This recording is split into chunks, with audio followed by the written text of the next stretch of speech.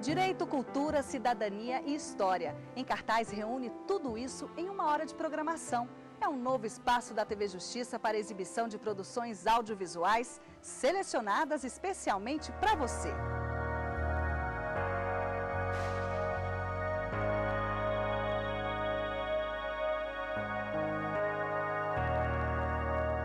No programa de hoje você assiste Yami no Ichinich, o crime que abalou a colônia japonesa no Brasil. O documentário mostra a história de Tokuichi Hidaka.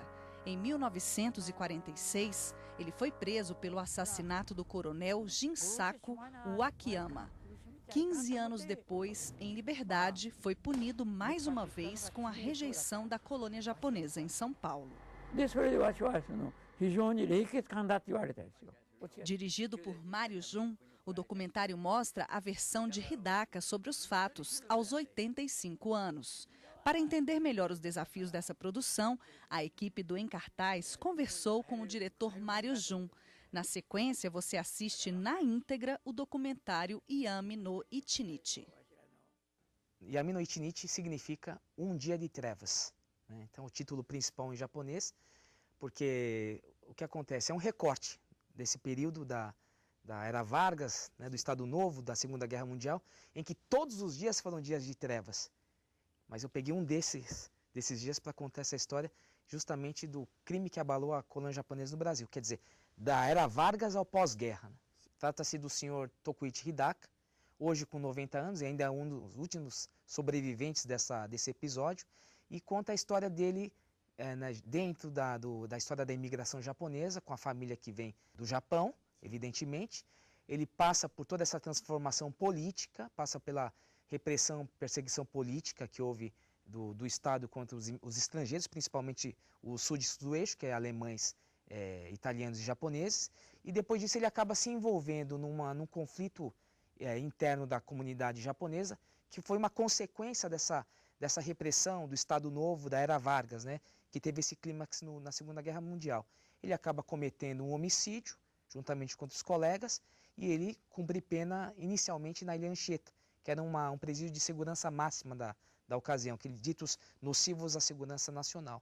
E depois disso, toda essa narrativa da história dele, o que acontece com ele depois, qual foi o sentimento da época. No total foram 12 anos de pesquisas em busca de relatos, documentos, livros, testemunhas, para uma compilação nesse documentário de 82 minutos. Trata-se de uma história nossa, de todos nós, descendentes japoneses e brasileiros.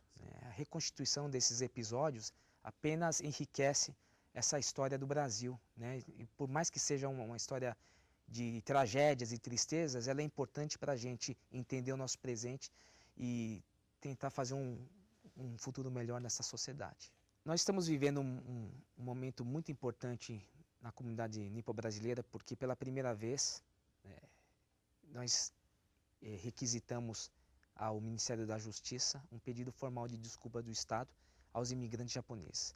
Algo que já aconteceu no Canadá, algo que já aconteceu nos Estados Unidos e que agora com as novas gerações teremos uma oportunidade que lá fora eles não tiveram. Ou seja, todas as gerações juntas, a primeira, a segunda, a terceira, a quarta, a quinta, poderá ter um momento histórico de, depois de tanto tempo, mais de 70 anos depois, ter o reconhecimento dessa perseguição, desse racismo, dessa repressão. Mas, acima de tudo, não é questão só de tragédia, de se levantar traumas e tudo mais, mas de se reconhecer a resiliência e, assim, acima de tudo, o trabalho desse povo que só fez o bem para o Brasil.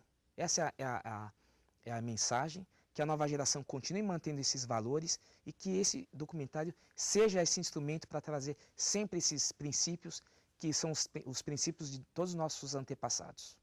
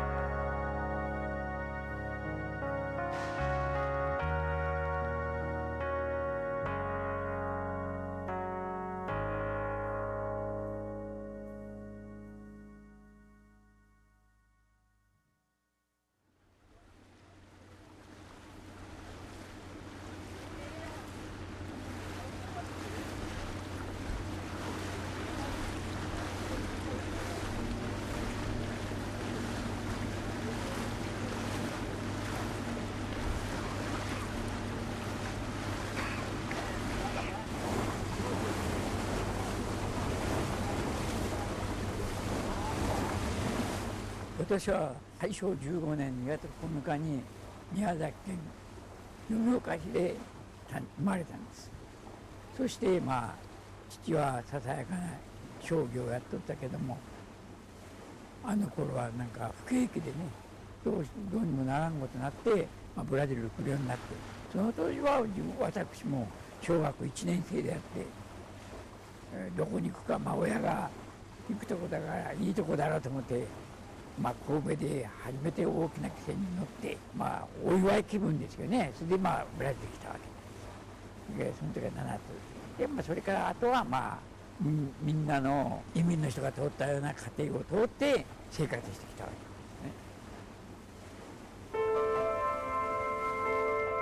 A família Hidaka chegou ao Brasil em 1932, no início do período que ficaria conhecido como a Era Vargas. Como tantos imigrantes japoneses, o patriarca Genzo Hidaka, com a esposa e filhos, tiveram seus destinos traçados nas lavouras do interior do estado de São Paulo. Tokuichi Hidaka, hoje com 85 anos, é o último sobrevivente dos anos confusos e violentos que se seguiram ao término da Segunda Guerra Mundial. Foi um dos 170 detentos japoneses a cumprir pena no presídio da ilha de Anchieta em 1946. O motivo pelo qual levou o Sr. Hidaka, réu confesso, para o cárcere foi o seu envolvimento no atentado que causou a morte do coronel reformado Jinsaku Akiyama. 50 anos depois da conquista de sua liberdade, ele retorna para a antiga colônia penal, um presídio de segurança máxima para presos políticos e criminosos de alta periculosidade.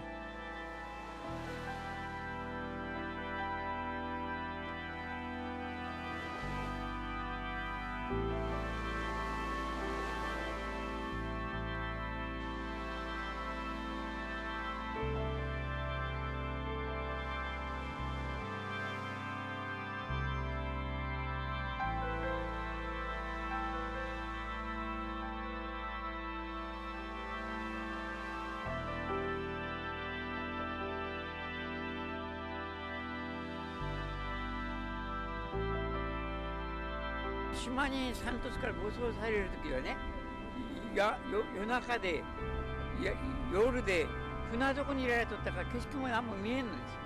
どこに行くかもわからんかったんですよ。ただ船に乗れっつって乗せられたんだから。でここに着いてみんな降りろって船どこから出されたんだから、その景色を見たとかみんな文化でも受かって元気なもんだったですよ。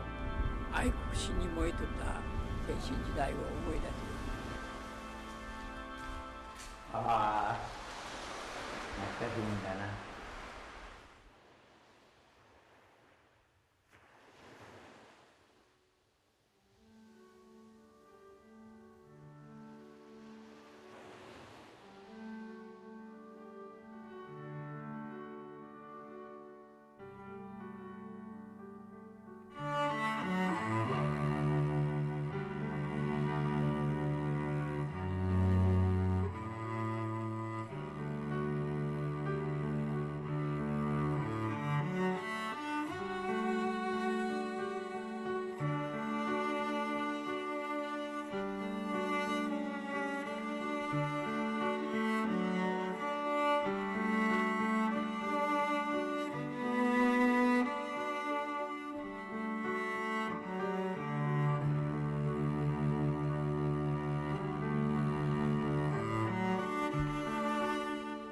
懐かしいっていうか、懐かしいじゃない、複雑な気持ちだね、こういうとこを見ると。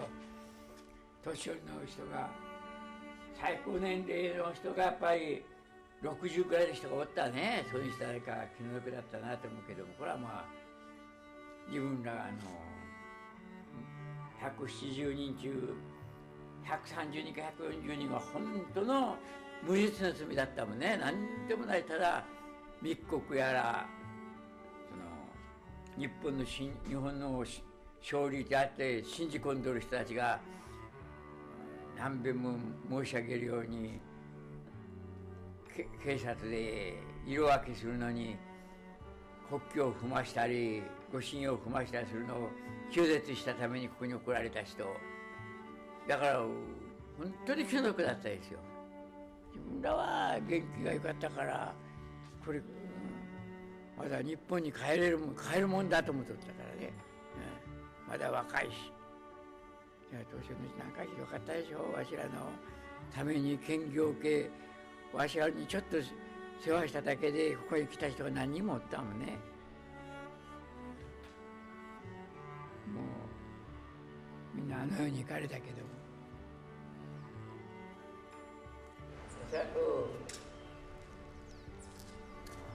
元気はあった。やっぱり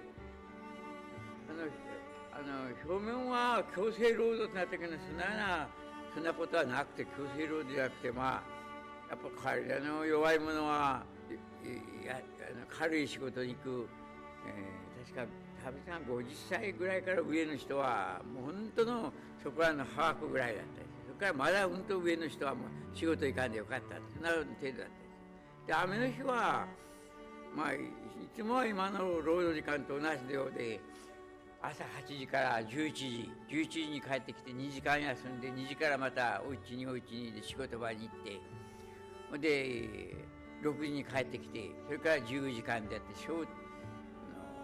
自分に故郷に手紙書くもの、尺八を稽古するもんもたいですな。それからいろんな話をしたり、本を読んだり、本がたくさん挿絵なんかで入っとったから。で雨が降ったらもちろん畑に出らんでいいんですよ。そういう時には今言う歌を歌う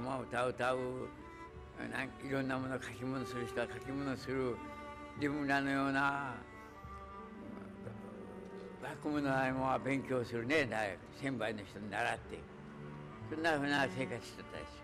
それからやっぱりここでいよいよ服が破れたら縫ってくれるけども、そんなこと待たんで自分で器用に繕いする人もおったしね、いろいろ用事があって何も退屈はせんかったです。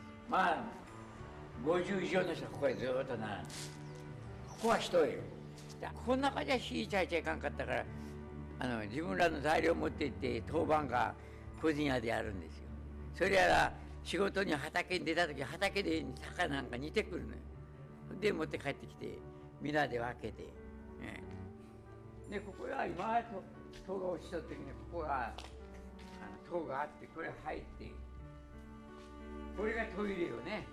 であそこのとこにだからここに守備のがある。だから長いこと一人やっとったんと3つのあれで50人がやらねえか友達してあれせねえかんないから。だからここでそれはみんな結構腹でも悪かったら別だけども、決まりらんようにして友達して、ここでここにやっぱある跡が、ここにも洗面所があって、ここで食器類やら洗っとったですよ。洗濯する前に洗濯する。もちろんこれにはみんな鉄道地が入ってるんだから。いやーひどいもんだねこれ、はい。面会はすぐできるですよ。できた。だけど、始まるのうちは家族の者はどこに行ったか、もうデテンソンにおらんなってどっか送られたらしいぐらいのところで、確保をつかむ前でちょっとしまいったんでしょ。イランシェッターところに送られてるっていうのが分かったとは。父親も何回か来てくれたし、両親で揃って来てくれたこともあるし、確か3、4回来てくれたね。だから突版から来るんだから大事ですよ、その当時だからね。汽車でルースまで出て、ルーズからタウバテ通過して、ウバトバ来て、そこのエンシアだから丸木船だもん、あの頃渡るのは。自分は家のもんに分かったら、今言う自分らが出るのが分かったらいかんと思って、どんなとこから漏れるか分からんと思ったから、青年の用理があるから散歩に行くからって言ってから、父親から小遣いもらっていたんですよ。だから家のもんを警察がなんぼ閉めても責めても分からんわ。自分ら言わんか、わしと北村新平さんと山下君ね、3人は。それで警察官は知らんあだないというわけで、父親も母親はいられんけど、父親と弟は長く入っとったんです、やっぱり。今考えてみると家族のまま心配したでしょ。警察から責められる心配をね、どこ行ったかわからんのだから。その少うちに新聞記事に載ったわけだ、わしらがやった結婚したことが。だからこれはまあある一面から言うたら大きな親不孝ですよね。だけどこれも自分の私欲でやったんでもなければ何でもないから、まあ諦めてくれただろうから。で自分が10年ぐらいの極者生活して帰った時にはみんな温かく迎えてくれたもんね。その間は両親も若かったけれども面倒を見てくれたのはもう死んだけども弟なんですよ。精神的な援助は受けたもんです。特に家族にはね、そんなふうで。だから中には出たき家庭が破壊してしまったところもあるという。うちはおかげでみんな温かく迎えてくれてよかったです。それはもう、まあ今さ感謝してももうまあみんなあのように言ってしまったからあれだけども非常に感謝してますよ。はい、家族やら一般の人にね非常に迷惑かけたい。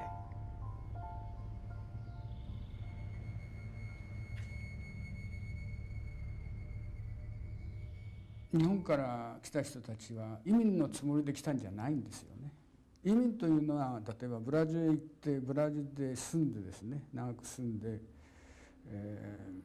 ブラジルで死ぬと、その子孫はブラジル人として生きていくというのが移民ですけれども、日本人の移民の場合はそういう考え方ではなくて、まあお金儲けに来たんですよね。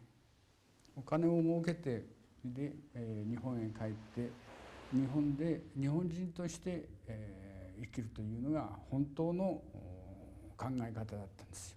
当時日本はまあ貧しかったという事情もあってですね、ブラジルに行けばお金が儲かるという、まあ、これは本当は嘘だったんですけれども、そういう宣伝文句に、引きつけられて、ブラジルへやってきたと。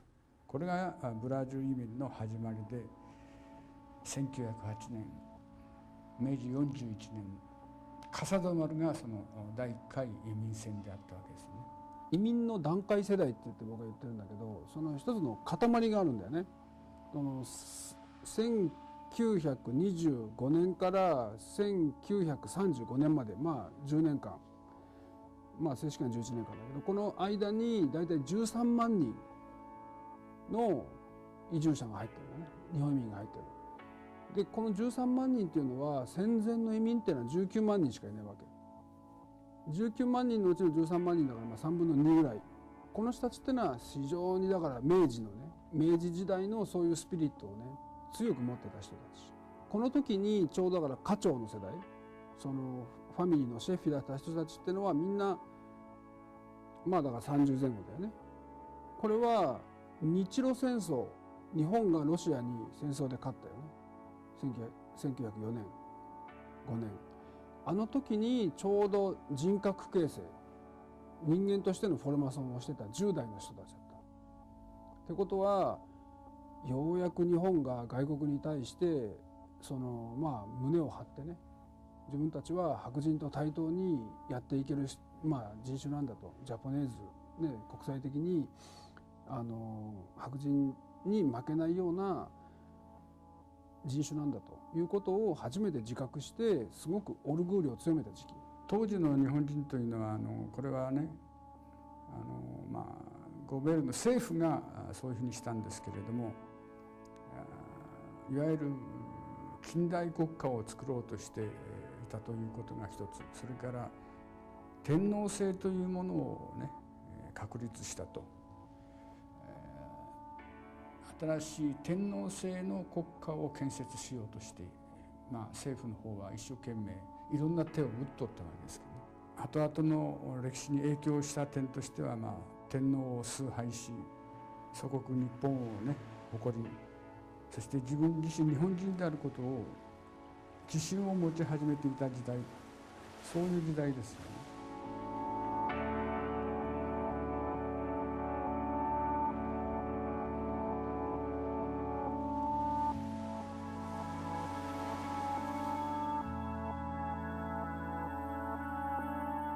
日高さんが言ってるあの考え方は明治の日本なのよ。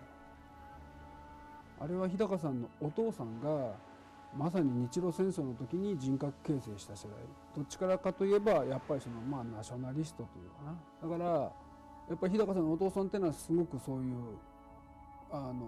ナショナリストであったし、日本人としての強い自覚を持ってた。だからそれを子供に教えようとした。日高さんのお父さんが純粋にそういう持ってた思いをもう日高さんに教え込んで、日高さんはそういうふうに育って、そういう非常にストレスの強い時に純粋に反応した。Na década de 30, o contexto mundial é marcado pelo totalitarismo de direita que ascendia na Alemanha e Itália, enquanto a expansão militar nipônica crescia na Ásia.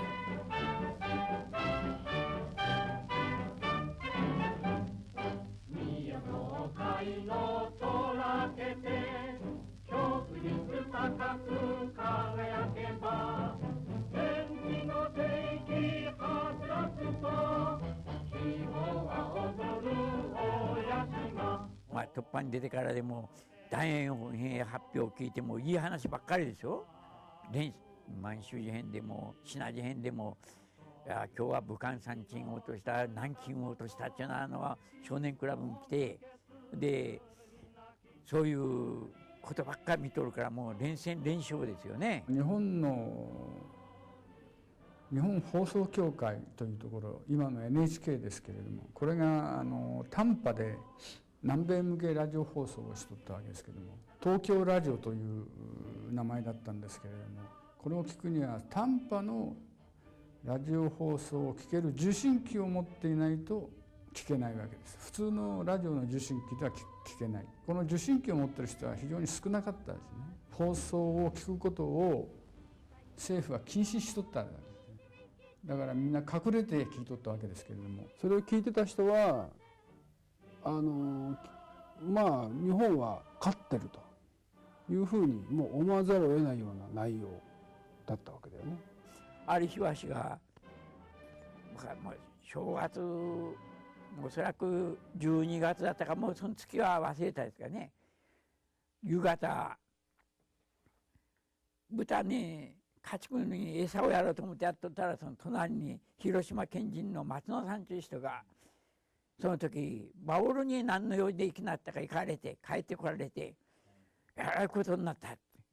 で父親に来たんです。でわしはもう何だろうかと思って、その町に行ってきたらいろんな、話が、珍しい話が聞かれよったから、で豚に餌やるのをやせて行ったんですよ。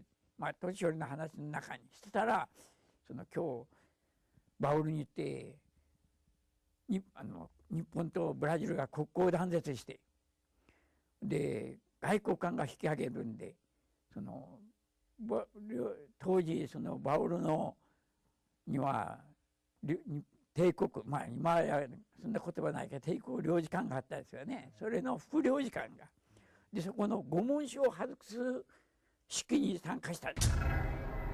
O período de 1930 a 1945 ficou conhecido como a Era Vargas, uma época de abusos, restrições draconianas e violações dos direitos humanos dos imigrantes japoneses, estes que já representavam uma sólida participação na agricultura e abastecimento do estado de São Paulo.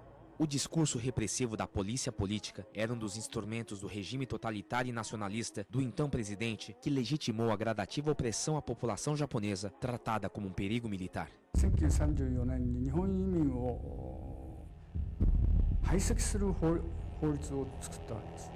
それ以後、日本語教育を制限するとか、あるいは日本語の新聞、もちろんドイツやイタリアの新聞もそうですけれども、当時の枢軸国といって日本、ドイツ、イタリア、これが英米とはあまりうまくいかない。そこからの10年間に結局どんどんこの日本移民に対するプレッシャーがね、年々強くなっていって、新聞も日本語新聞も全部止められる、日本語学校も全部止められる、日本語をね公共の場で喋っちゃいけない、ね、日本人は旅行しちゃいけない、どんどんそういうのが厳しくなっていく中で、みんなどんどんこのプレッシャーを溜めていくっていうね、みんな心の中では日本へ帰るんだって思ってて、ポルトギースは覚えない。日本の生活習慣を変えない。日本人だけ固まって生活する。これはブラジルのナショナリズムに基づく国家体制ですから、日本移民のような存在が困るわけですよ。ブラジルの国家形成の時にブラジル国民の中心だったのはやっぱりその白人、黒人、インディオで、この3つよね。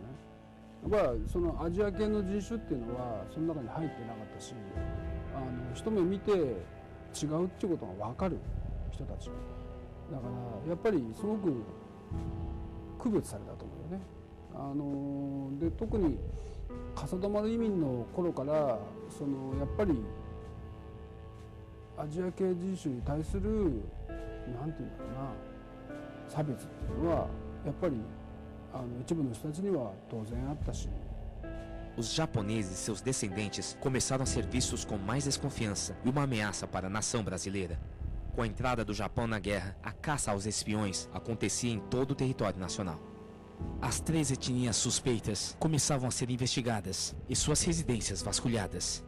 Os casos de detenção e encarceramento se estenderam até japoneses simplórios. Imigrantes que tinham sido militares como Kyo Yamauchi, Junji Kikawa e Jinsaku Akiyama eram dos principais alvos da vigilância. Coronel Jinsaku Akiyama, do exército japonês, 31 chegou em Bastos e ele planejou e montou a Sociedade Cooperativa Agrícola de Bastos. Aí também, escola japonesa, foi diretor e botou também outras associações. Ele não queria voltar para o Japão, mas todo mundo tinha que estudar japonês. Tá? Bom, aí apareceu a guerra, ele era querido líder, trabalhava e ia para a cooperativa à tarde, com um cavalo, eu lembro, 4 quilômetros de distância.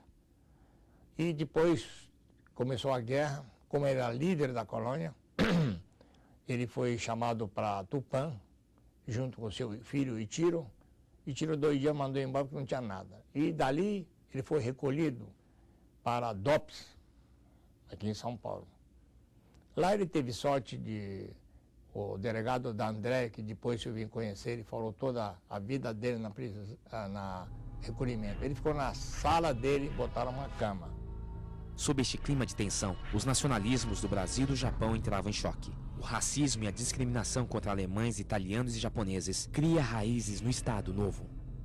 Getúlio Vargas, absorvido pelo sentimento de xenofobia, valia-se de argumentos nacionalistas para continuar no poder e fortalecer sua imagem como líder político ao povo brasileiro. Hoje, às 6 horas da tarde, de ordem do eminente presidente desta República, os embaixadores do Brasil em Berlim, em Tóquio e o encarregado de negócios do Brasil em Roma passaram nota aos governos junto aos quais estão acreditados, comunicando que, em virtude da recomendação terceira da reunião de consulta dos ministros das Relações Exteriores das Repúblicas Americanas, o Brasil rompia suas relações diplomáticas com a Alemanha, com a Itália. その時の気持ちはもうどうなるだろうかと思った。そしたら引き上げて、君が歌って菊のゴムを外したって時に、私は自分らは日本から忘れられたんじゃないかと思ったんですよ。置き去りにされたと思って。それで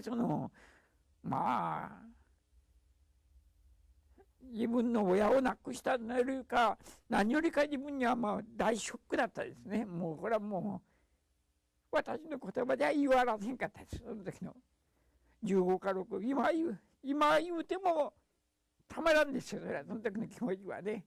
当然いわゆる日本はブラジルにとって敵性国になるわけです。敵国になるわけですよね。国交断絶もしていましたからね。それで、日本人社会を非常に取り締まったわけです。o fato de que as correspondências entre Japão e Brasil estavam proibidas desde o rompimento das relações. Não que havia... o Japão, já nessa época, estava vencendo a guerra. Estava vencendo a guerra, exatamente. Eu acho que isso é um dado super Exatamente. importante. A fronteira do isolamento se dá no momento em que o Japão está vencendo a guerra. Sim, depois de 3 anos, exatamente, chegam a me dizer que perdeu. Como? Como de uma hora para outra perdeu? Não podiam falar japonês, portanto não podiam publicamente se comunicar. Não tinham direito a ter rádio em casa. A imprensa japonesa é proibida, sem embaixada, sem consulado, e eles vivendo num país que, ainda que teoricamente era inimigo, porque era, o Brasil estava em guerra com o Japão. Sim, você tinha demonstrações? Claro, disso? Claras. 非常にいろいろ行動の自由を制限したわけですよね。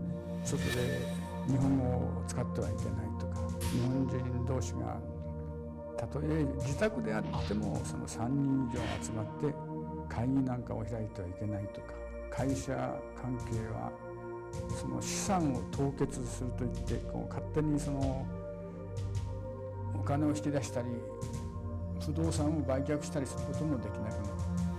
何かといえば警察官がね日本人を引っ張ったわけですよね。当時オールデンポリシカというのがあってそこに盛んに引っ張った。もちろん日本の大使館も領事館も国交断絶と同時に締められて、そこにおった大使とか総領事とかいう人たちはみんな日本に帰ってしまったわけですね。そうするとまあ移民は置き捨てられたような感じになる。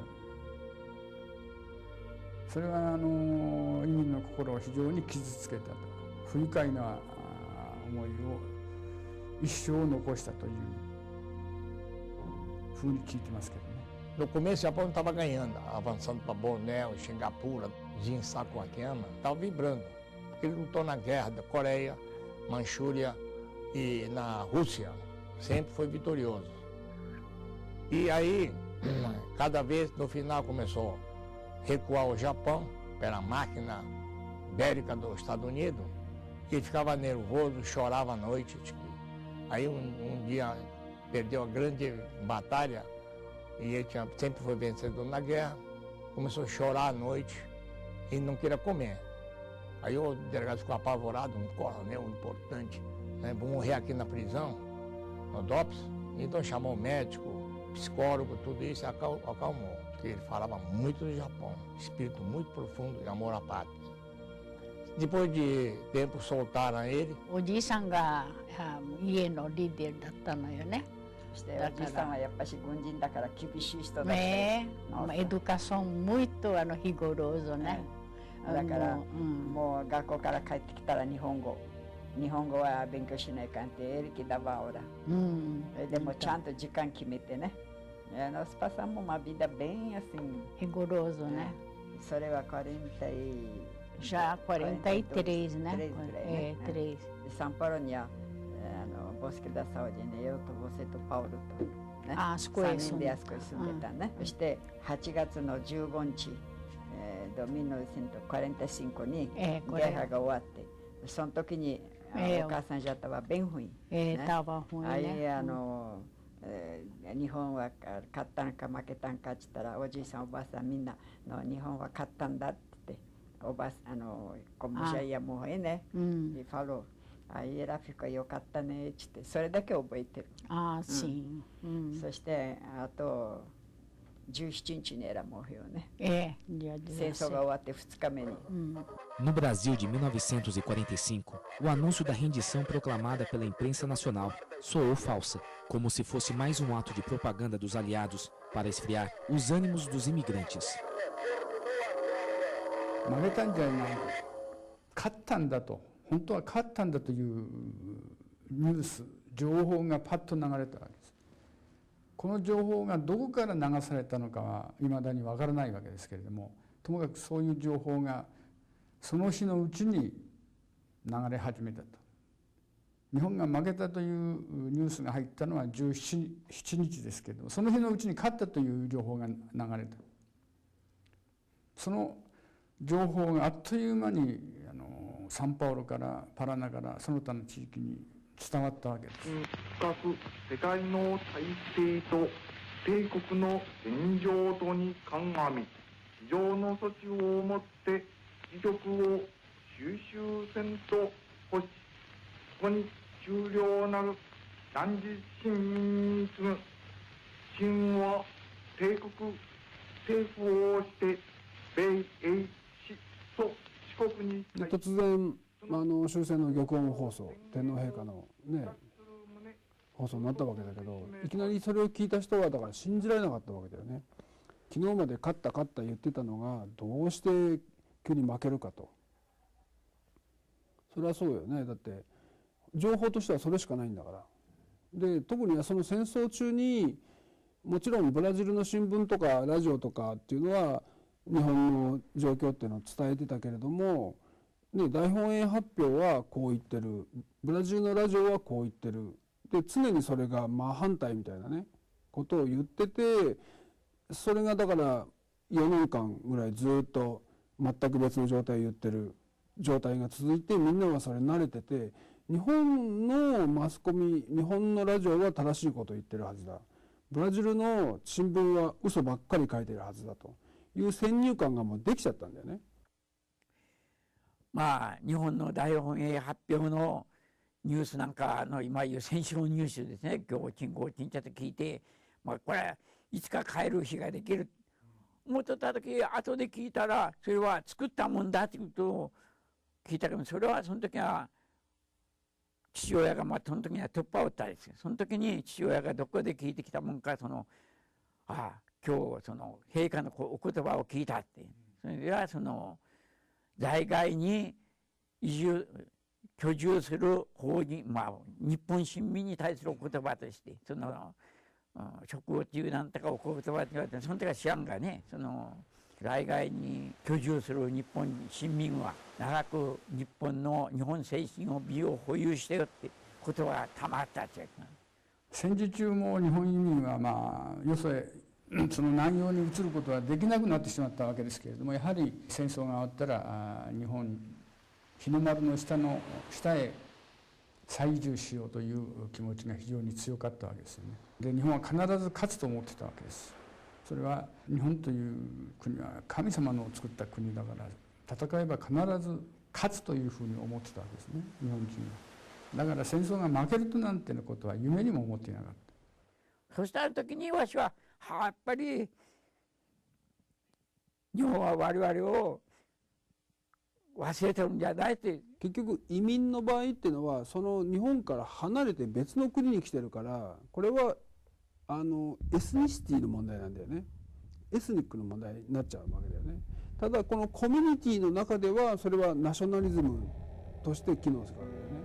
これは自分たちは日本人だと思ってるから。だけどよく周りを見たらここはブラジルなわけだから、ここのナショナリズムってのはブラジル人としてのナショナリズムなんだよね。でその中にエスニックとしての日本人、エスニックとしてのナショナリズムというのがあったから、ここがこのコンフリクトになってしまった。Eu tive acesso a documento de policial, delegado de polícia no interior do estado, que era negócio tão duro, mas tão preconceituoso, que é negócio inacreditável e estava impresso, pregado nas paredes da cidade. Não sabia que a repressão, que as restrições impostas aos japoneses no Brasil durante a Segunda Guerra Mundial tinham sido tão brutais. A polícia era uma polícia, não era uma polícia de Estado, não era uma polícia da sociedade, não representava os interesses do Brasil, era uma polícia que defendia interesses de determinados grupos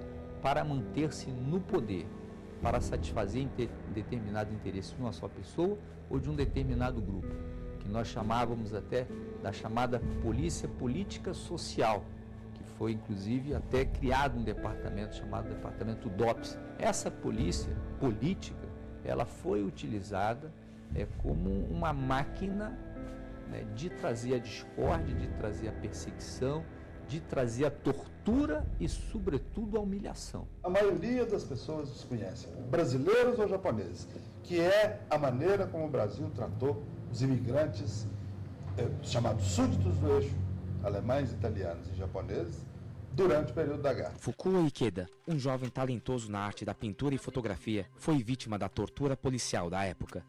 Ikeda Fukuo-sanは拷問よね、叩かれたりし、蹴られたりしたらしいね。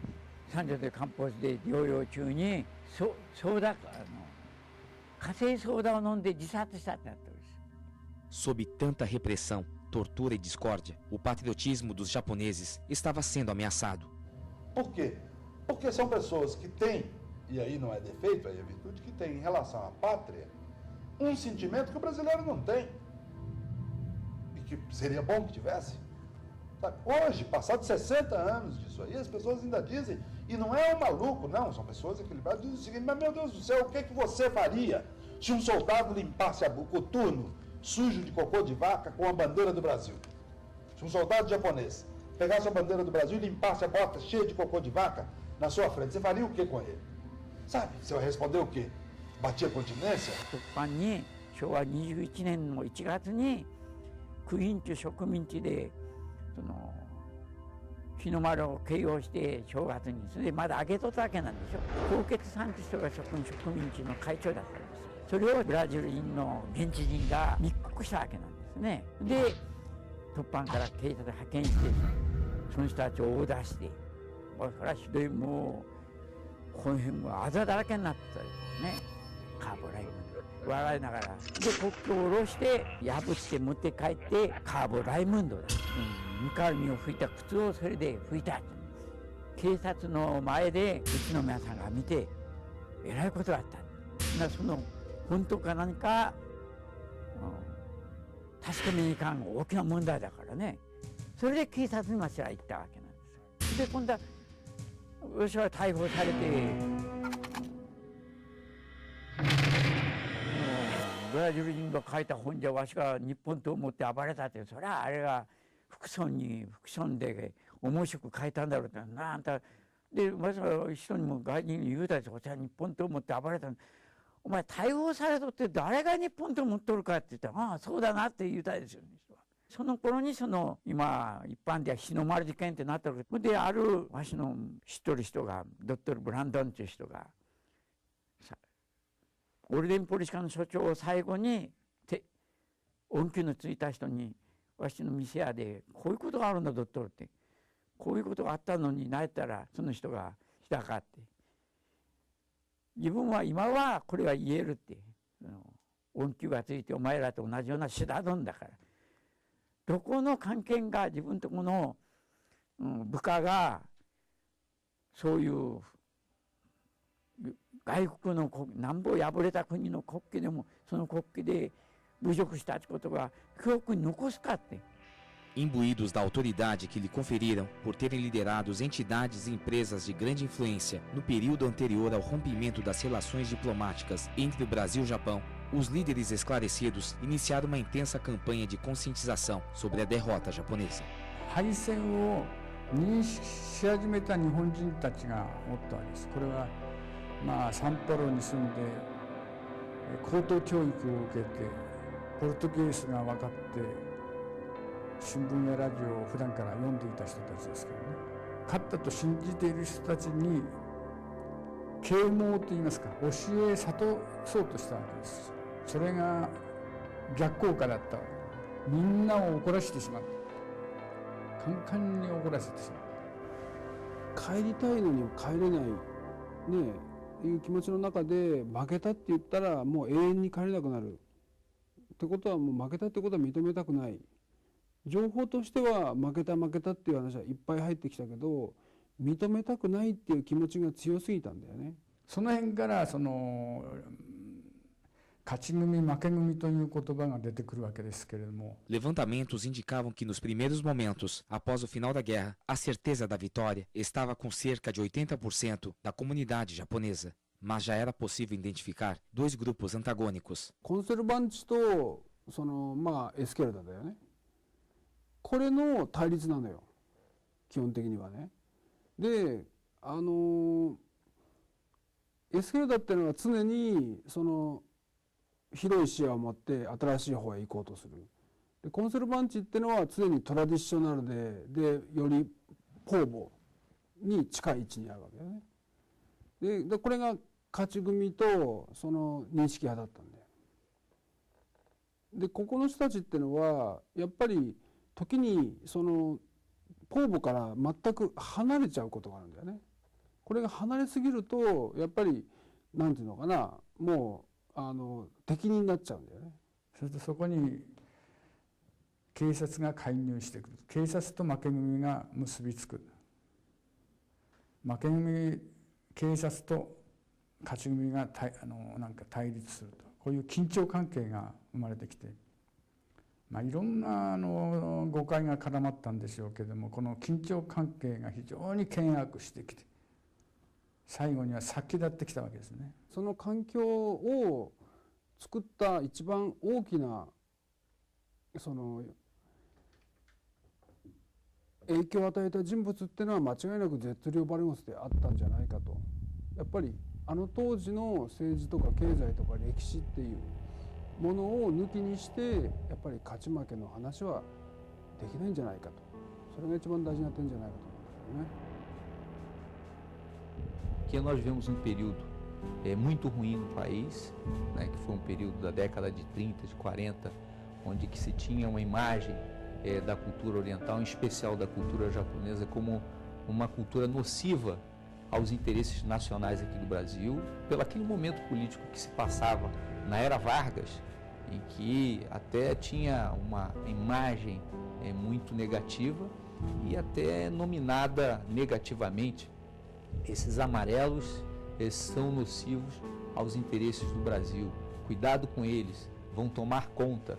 Então isso foi passado de uma forma muito ruim, que era para preservar todas aquelas atrocidades, toda aquela opressão, toda aquela humilhação que tinha que se sobrepor aos interesses verdadeiramente nacionais, que eram os interesses do progresso, e que o povo japonês, a cultura japonesa, como de outros povos, era muito importante naquele momento aqui no Brasil. E era uma forma de segregar, ou seja, tinha que justificar de alguma maneira. E a maneira única de se justificar era realmente dizer que o povo japonês era um povo que não iria trazer benefícios para o Brasil.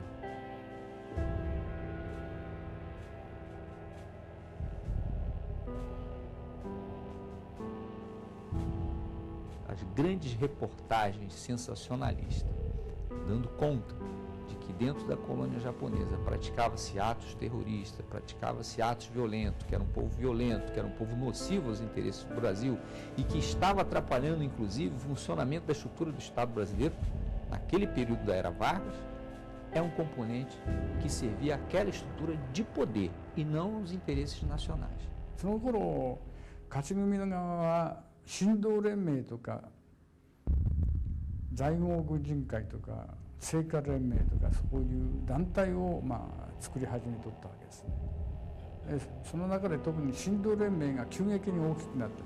それで神道連盟はね、日本は勝ったと信じて、それで日本が占領している南洋地域に再移住をしようとする、その準備のための団体だったわけです。だから負け組側からすると、神道連盟が脅迫状を発送してんじゃないかとか、そういう疑いが出てきたわけですよね。もう勝ち組というと神道連盟、神道連盟というと勝ち組というふうに一つものに、見てしまう傾向が当時あったようですけどね。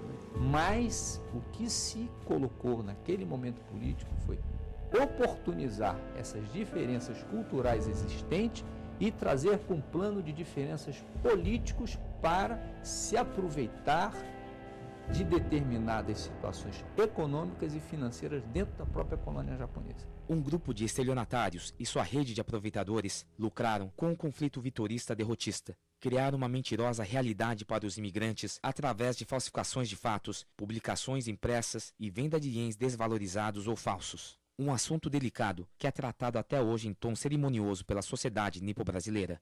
Teve gente que se aproveitou, que vendeu terreno, que vendeu ien falso, que vendeu o diabo. Agora, não era Shindo. Tanto que eles próprios tomam cuidado de esclarecer para a polícia que aquilo ali que encontraram lá não tinha nada que ver. Esse negócio de vender lotes nas ilhas do Pacífico, que aquilo não tinha nada a ver com a Shindo Remei, que a emissão de ien falso não era uma coisa da Shindo Remei. Shindo Remei は関係なかったんだけども、警察が札幌州の保安局傘下のオールデンポリシカとか地方警察がね、総動員して神道連盟や勝ち組の団体の会員役員や職員を根こそぎ逮捕するわけですね。名前が有名になってるけど、実態はね、そんな大した団体でもないし、大したこともやってないんです。負け組認識派の人たちはそういう行政措置や司法措置が出た後もずっと神道連盟がやったということを言い続けてるわけです。じゃあ何を根拠にそれを言い続けてるのかというと、その根拠はないんですよ、何も。ただ神道連盟がやったからやったというふうに言ってるだけであってですね、その裏付けというものは何もない。それともう一つはあれですよね、事件を起こした日高さんたち当事者自身が皆神道連盟は関係なかったと言ってるわけだ。自分たちが勝手にやったことだと、自分たちの自発的な意思でやったんだと言ってる。これは日高さんだけじゃなくて山下さんもそう言ったし、虫野さんもそう言ったし、御嶽さんもそう言ってる。生き残った人たち全部わしにそう言ってるわけです。他に生き残った4月1日事件の関係者で生き残っている人はいないから、押岩さんがおるけれども、押岩さんは事件に直接は参加してないけど事情をよく知っとる。この押岩さんも否定してる。神道連盟関係ない人。事件を起こした当事者が関係ないと言ってる。裁判所も関係ないと言ってる。大統領も関係ないと言ってるのにですね、なぜそれをですね受け入れないのかと。O conflito vitorista derrotista ocorreu nos maiores centros de colonização japonesa do estado de São Paulo, nas regiões da Estrada de Ferro Paulista e Noroeste, gerando mortes e ferimentos. Em março de 1946, o primeiro assassinato acontece na cidade de Bastos, com a morte do diretor-geral da cooperativa agrícola Ikuta Mizobe. Mizobe tinha sucedido o ex-coronel Jinsaku Akiyama na direção da cooperativa.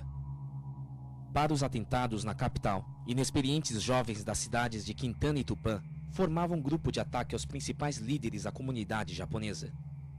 Na madrugada de 1º de abril de 1946, Tio Saburo Nomura, ex-secretário-geral da Sociedade de Difusão do Ensino dos Japoneses no Brasil, foi morto a tiros. No mesmo dia, Shigetsuna Furuya, ex-embaixador do Japão na Coreia, México e Argentina, conseguiu escapar ileso da operação integrada por Tokuichi Hidaka. O atentado seguinte aconteceria um mês depois, na residência de Jinsaku Akiyama. 山下君は私にとっては先輩であり、またかけがえのない友人として戦時中から話があって、そして6月の脇山事件の折、私、山下君、吉田和則さん、それに北村新平さんらと共に行動したのです。それに自分ら一緒に運動しておった。そうやな、やっとる朝早く起きて走っとった。水島君とは野球やるしね。そこには野球はやらなかったけど。で、その運動選手となくして運動のためにやっとったんですよね。朝6時から先生に起こされてやっとったよ。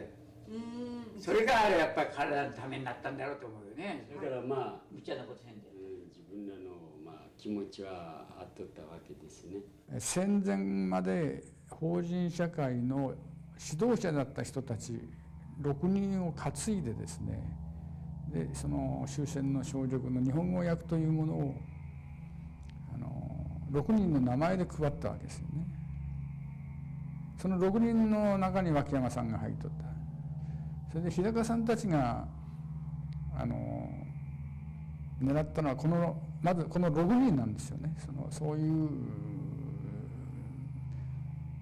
消直を自分たちで勝手にね翻訳してね、本物かどうかもわからないしかも天皇陛下の御名行事の意もないねものを天皇陛下の消直だと言ってですね、しかも日本が負けたんだと言ってですね、それで日系社会あちこちに配るのは誠にけしからんというのが勝国側の見方ですよね。念頭はその人を殺すじゃない、その国賊を倒すという気持ちしかないんだから。Essa concepção da forma como deve ser tratado um traidor da pátria era algo que as pessoas tinham como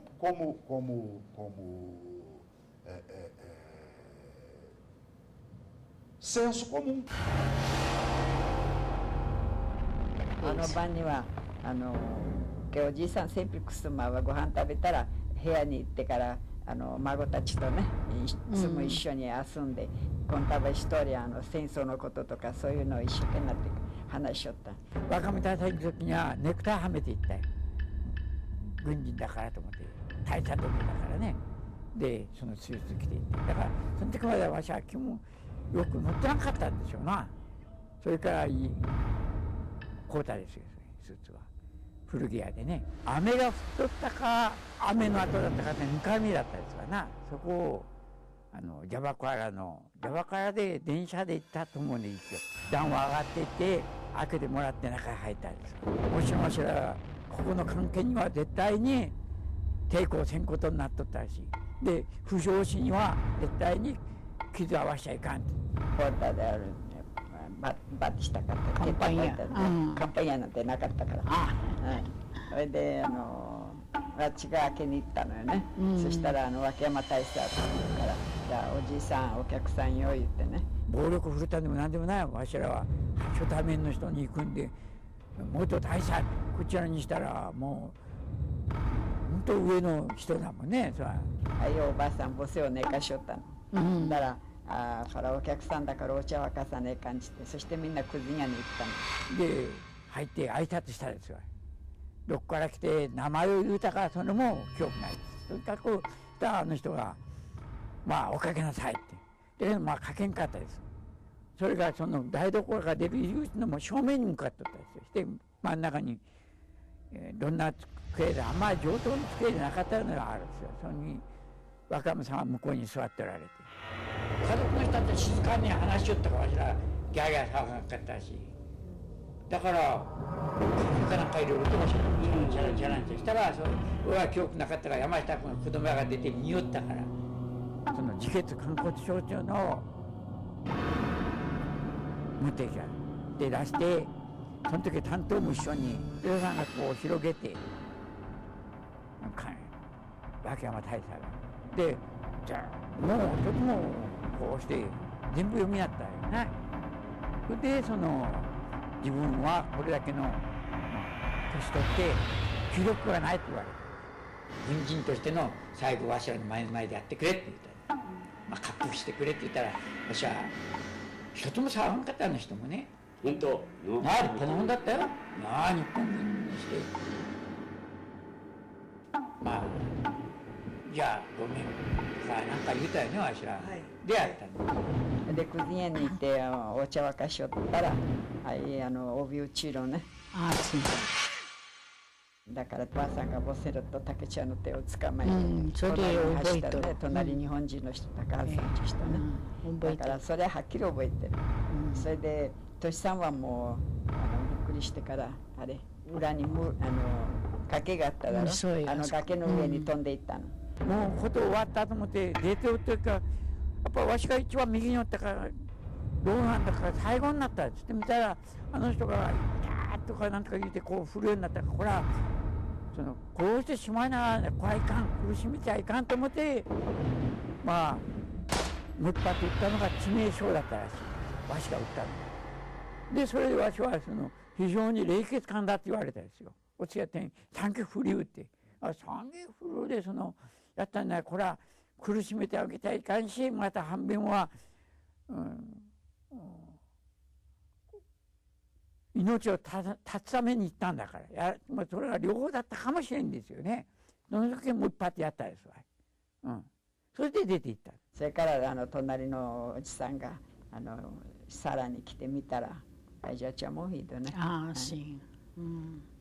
Aí depois voltaram para a sala, aí eu vi com a polícia, tudo, viu o querido Dichan lá, caído, ensanguentado, e o coitado do primo Takeo, lá, sempre estava com o Dichan, viu aquele ali, levou um choque.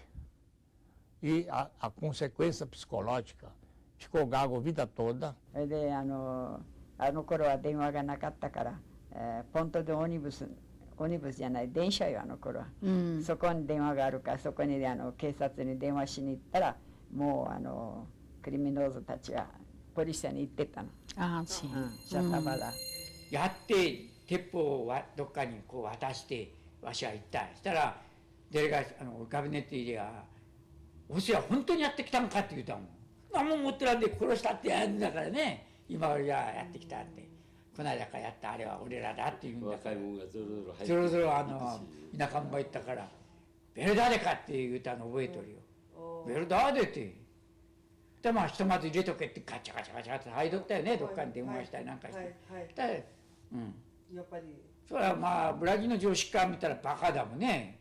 やっとってまあこっちのあれから言うと自分らは大義名分にして大義名分があるんだから自分らのあれにしたら今弁護士が言うとゴベルノの弁護士ですよね感染弁護士がこちらはビアナでもないやったかなんかが言うたよ。アルマもないしファミラも見とらんかったっておしらが脇山やった時には何にもないんだから何ちゅうたら出れるんだって言ったら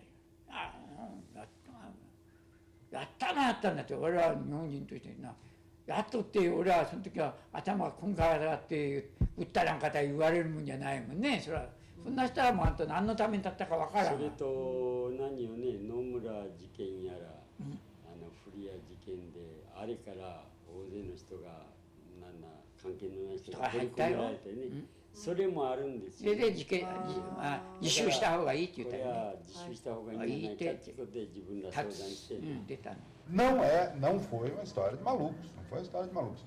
Eu acho que as pessoas, para entender isso, têm que tentar um pouco entender o ponto de vista deles. O que não justifica nem absolve nenhum deles dos crimes que cometeram. Foram crimes. O que eles fizeram foram crimes segundo a legislação de qualquer país do planeta.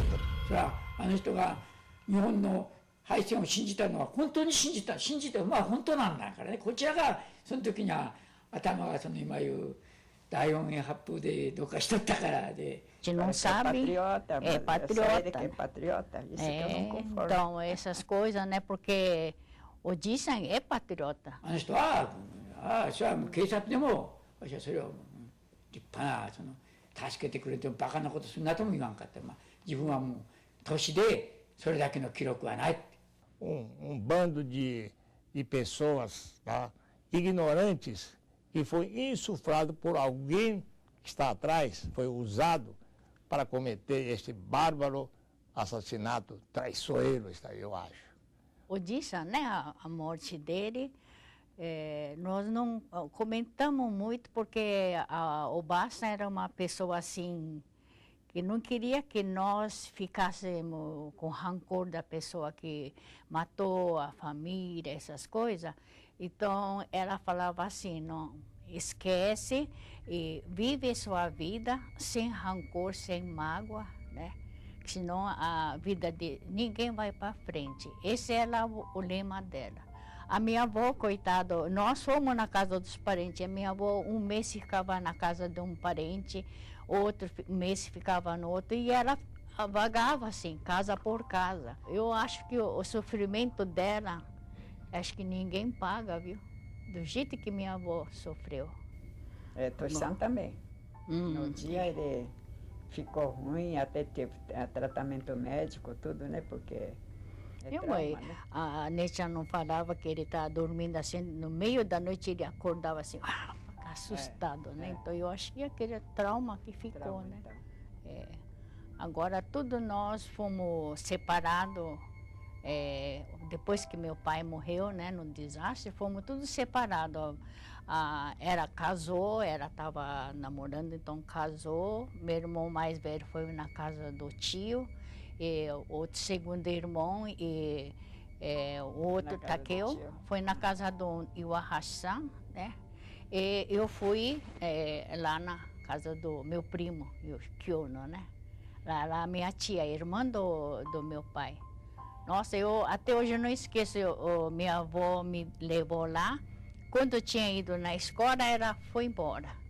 Aí eu comecei a sentir falta dela. Eu chorei uma semana, atrás de um lugar escondido, porque se alguém visse, eles ficavam assim, mexendo comigo. Então, ficava uma semana. Chegava ao pôr do sol, eu sentia aquele vazio dentro de mim, né?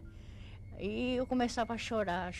Ficava quase meia hora, uma hora, até que minha tia falou assim, não adianta chorar, porque sua avó não vai voltar mais, você vai ter que viver com nós, né?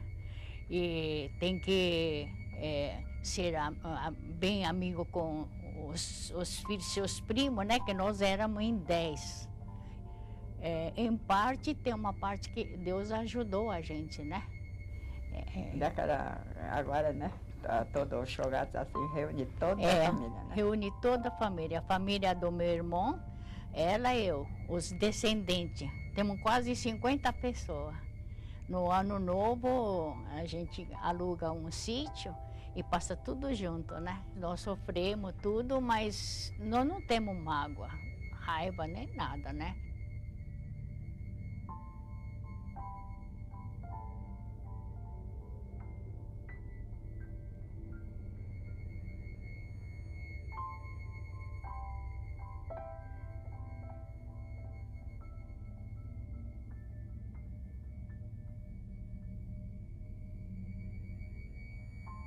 神道連盟は関係なかったんだけども、6人をですね襲撃することを誰が決めたのかということは平賀さんたちも知らない。Não sei, deve ser mandado, tá? Mandado por alguém. Essa história ninguém vai saber, porque as pessoas, a maioria morreram, eu acho que morreram. 神道連盟なんかその時は全然知らんよ。わしらがの行動は出てから、サンパウロ出てから。それは後で今言うみんな島行ってからの話で分かったわけだよね、みんな。神道連盟とわしらが神道連盟から発見されて、フェンダルさんの新聞本を見ると岸川大佐が秋山をやれって言うたってなっとるもんね。それはわしら岸川大佐を知ったのは島行って知ったんだ。実際に事件を起こした日高さんたちはこれは起訴されてるけど、神道連盟の人たちは誰一人起訴されてない。もうお前たちは関係ないから帰ってよろしいということで裁判になってない。裁判になってないということは警察の方がですね負けたということです。警察の方が間違っていたということなんです。難しいのはその戦後ね、認識派の人たちはその神道連盟に対するイメージをテロリスト集団として歴史上に固定しようとしたんだよね。結局その戦後その認識派がね中心になって、コロニアの組織を再編するね時にやっぱり神道連盟って邪魔だったんだよね。勝ち組の人たちの組織、大きな組織があってはやっぱ邪魔だったんだよ。で結局勝ち組最大の団体である神道連盟イコールテロリストだというふうに決めつけることによって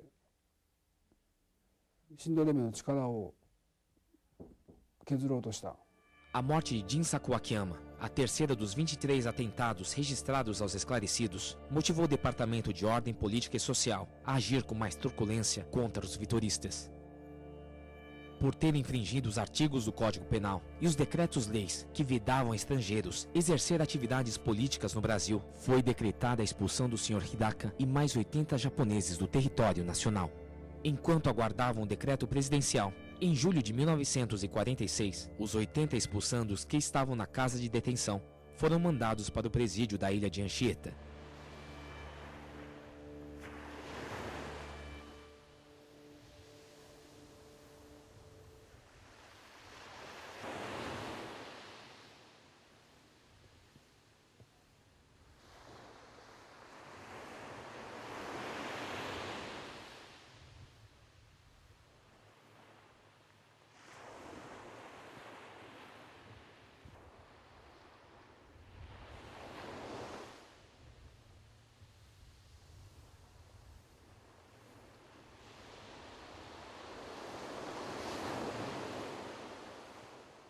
約10年だったですね、全部で島の時から全部計算して、ね、だから3分の1ぐらいに刑が落ちたわけですよね、うん、で残りの何年かをその毎月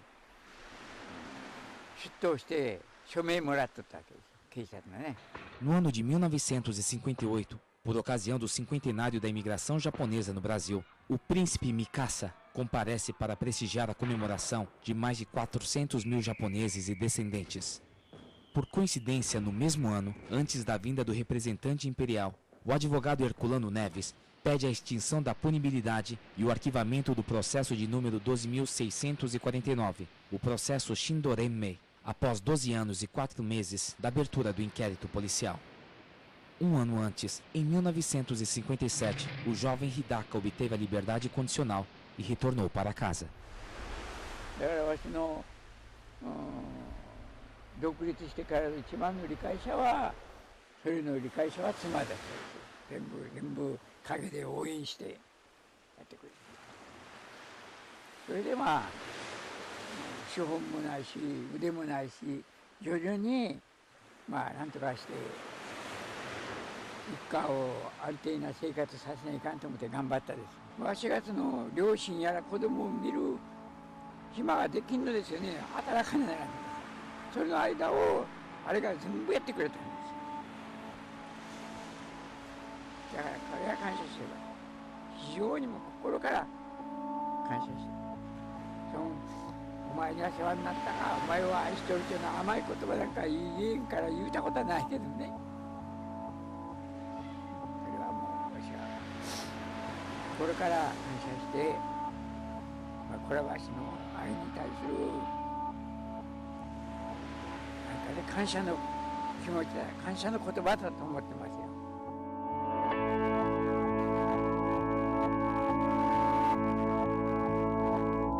一つの幸福感よね。自分らが生き延びられて、こういう機会を与えてもらって、自分らの気持ちの一部でも残してもらえると思う。これは非常にありがたいことだと思うよね。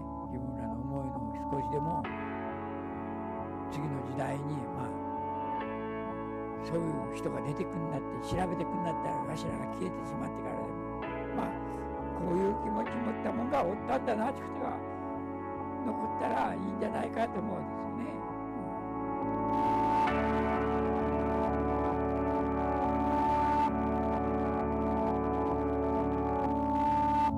あの当時の政治とか経済とか歴史っていうものを抜きにしてやっぱり勝ち負けの話はできないんじゃないかと、それが一番大事な点じゃないかと思うんだけどね。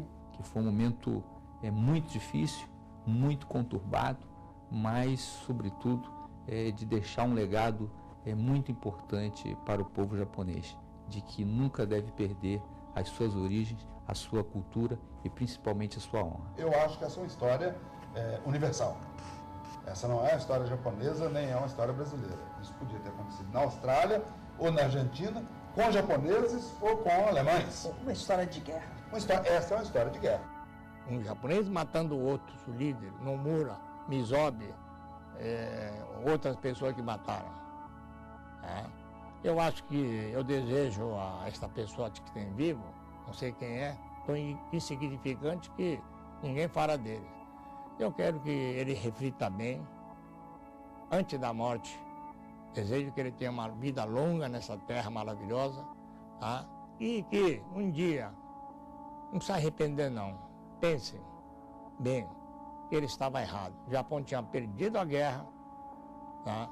Ignorantemente, insuflado por alguém, foi matar esses líderes da colônia. Então é uma loucura de uma juventude da pessoa, né? Como hoje mesmo ainda tem essas coisas. Então eu acho que todas essas coisas Deus sabe o que faz, né? Cada um, como fala, paga o que fez nesse mundo, né? Então eu acho que tem o dia, o castigo dele também, eu acho, né? 家族の人に迷惑かけたりね、いろんな人に迷惑、家族って向こうの一番の家族ですよね。罪もない人がじいちゃん亡くし父親亡くし母親亡くしたんだから、気の毒だけどね、まあそれはその人たちが自分らはすまんと思ってるよね。まああの当時はどっちの家族もみんな苦労してるよね。だけどその時はもうそれしかないと思ってたから自分らはね。それ行きます。日本のいわゆる終戦の時の飛行機でポカンと行ったでしょ。同じこと。だからまああんなとこに入っとっても怖くもなかったし、その時に恐ろしいこともなかったよね。森の中で寝ろうがなんともなかったわけ。いや目的があったから。だから人間っていうものは目的持ったったら恐ろしいものないよ。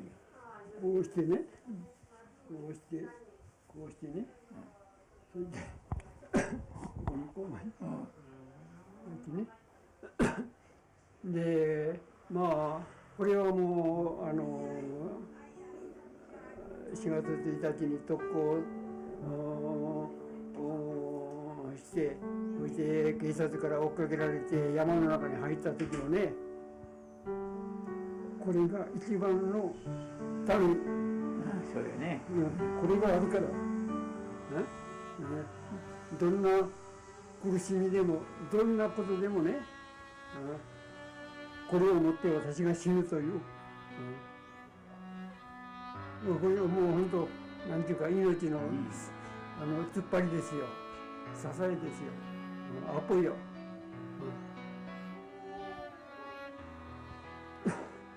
宝物だ、我々の宝物だ。あんただけの宝物じゃだね、我々の宝物。そう。信仰に近い信念というものが日高さんや山下さんだけじゃなく他の人たちにもあったし、それが普通だったと。だからあの人たちにとって日本は何かといえば天皇であり国家であり自分自身であるじゃないですか。で日本移民はやっぱり100年前に来たそういう明治の日本っていうのを残してる。それが日高さんには残ってるから良くも悪くもああいうことをやったの。でこれはやっぱり移民の差がだと思うよね。移民だからそういうことが起きてしまった。自分たちは日本人である、ね、日本人として生き、そして日本人として死ぬと、そういう生き方で一貫していると思いますよね。自分らがやったのは今言う日本人としてのまあそんなに誰から命令を受けたんでもないけども、日本人としてのまあ自分ながら務めを果たしたつもりでおるわけなんです。日本人はいかなる場所にあっていかなる境遇にあってもこれを持っとかないかん。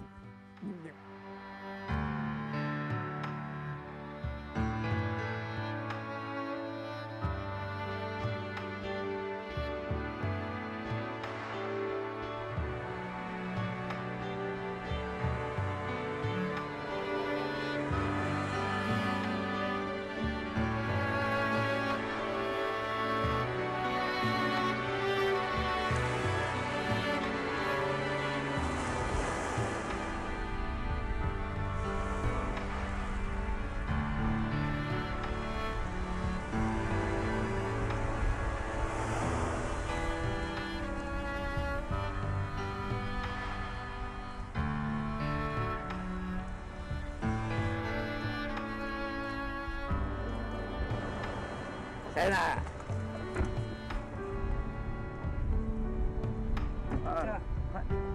C'è sorpresa cara, ragazzi.